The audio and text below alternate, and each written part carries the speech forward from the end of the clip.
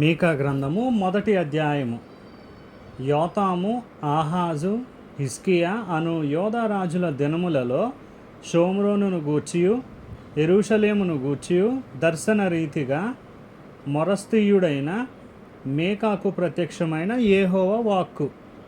సకల జనులారా ఆలకించుడి. భూమి నీవును నీలోనున్న సమస్తమును చెవియొగ్గి వినుడి. ప్రభువు యెహోవా మీ మీద సాక్ష్యము పలుకబోచున్నాడు. పరిశుద్ధాలయములో నుండి ప్రభువు మీ మీద సాక్ష్యము పలుకబోచున్నాడు. ఇదిగో, యెహోవా తన స్థలము విడిచి బయలుదేరుచున్నాడు. ఆయన దిగి భూమి యొక్క ఉన్నత స్థలముల మీద నడవబోచున్నాడు. ఆయన నడువగా అగ్నికి మైనము కరుగునట్లు పర్వతములు కరిగిపోవును, లోయలు విడిపోవును.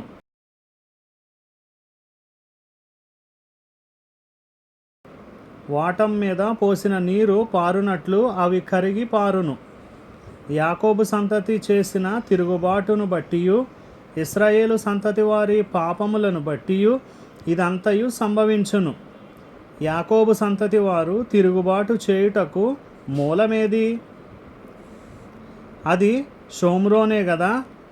యోధావారి ఉన్నత స్థలములు ఎక్కడివి?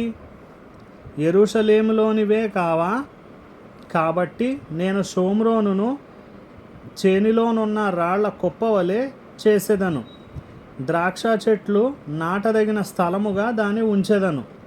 దాని పునాదులు బయలుపడినట్లు దాని కట్టుడు రాళ్లను లోయలో పారబోసెదను. దాని చెక్కుడు ప్రతిమలు పగులగొట్టబడును. దాని కానుకలు అగ్నిచేత కాల్చబడును.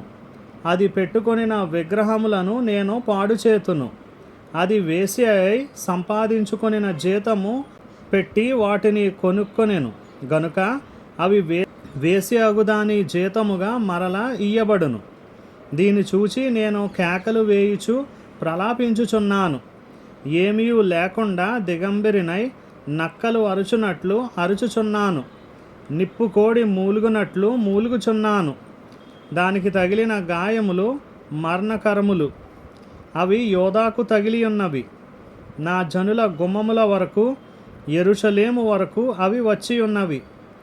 గాతు పట్టణంలో దీనిని తెలియజెప్పవద్దు. అచ్చట ఎంత మాత్రమును ఏడవవద్దు.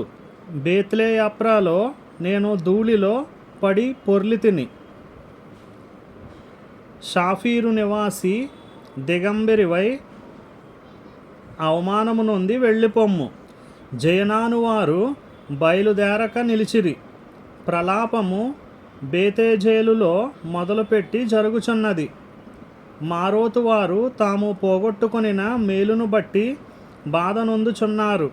యాలయనగా యెహోవా యొద్ద నుండి కీడు దిగి యెరూషలేము పట్టణ ద్వారము మట్టుకు వచ్చెను. లాకీషు నివాసులారా, రథములకు యుద్ధపు గుర్రములను కట్టుడి. ఇశ్రాయేలు వారు చేసిన తిరుగుబాటు క్రియలు నీ యందు కనబడినవి. అది సియోను కుమార్తె పాపమునకు ప్రథమ కారణముగా ఉండును. మోరెషెత్గతు విషయంలో మీరు విడుదలకై కైకోలు ఇయ్యవలసి వచ్చును. అక్జీబు ఇండ్లు ఇశ్రాయేలు రాజును మోసపుచ్చునవై యుండును. మారేష నివాసి